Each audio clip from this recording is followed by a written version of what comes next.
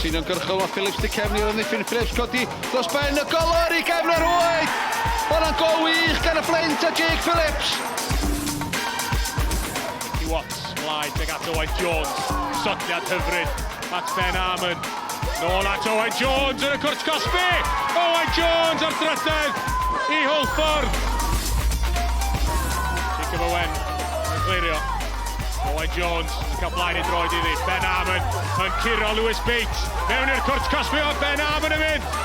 Rownd y golwr, mae'n bumed. Mae'n glawi o golau fan hyn yn Hwlffordd. Isyn, ochr o'r Newydd. Mewn i'r canol.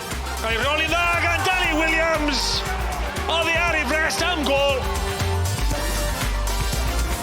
Mendes yn sgwared. Burke a Burke i gefn y rhwyd a dyna ni siawt. Dim gobaith i'r golwr. Seintiau wedi cipio'r bel mewn lle peryglus. Teare yn mynd i hun o belltar a Teare wedi rhoi